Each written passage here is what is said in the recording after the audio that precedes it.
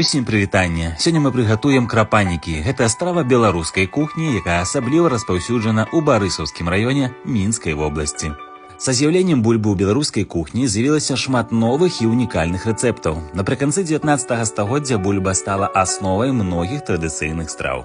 Крапанікі не толькі пажыўныя, але і эканамічныя, што рабіла іх ідэальным выбарам для сялянскіх сем'яў таго часу. Паехалі, але для пачатку падпішыся.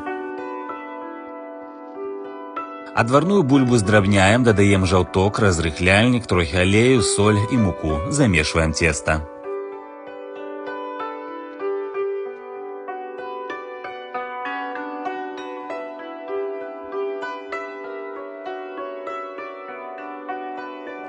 Пакуль цеста адпачывае, гатуем начыненне. Для гэтага шынкуем капусту, цыбулю наразаем саломкай, а моркву здрабняем на тарцы.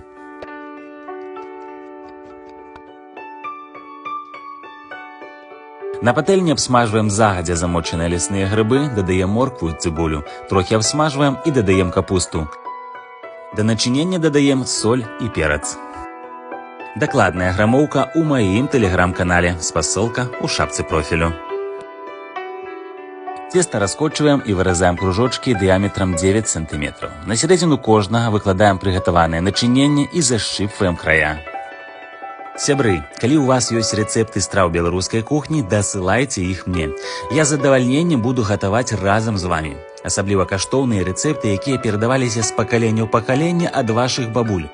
Бо менавіта бабуліны рэцэпты захоўваюць сапраўдны смак і дух традыцыйнай кухні. Абсмажваем крапанікі з абодвух бакоў на патэльні да залацістай скарыначкі. Перакладваем іх у гусятніцу, накрываем вечкам і адпраўляем у духоўку на 25 хвілін. Гатовыя крапанікі падаем са смятанай.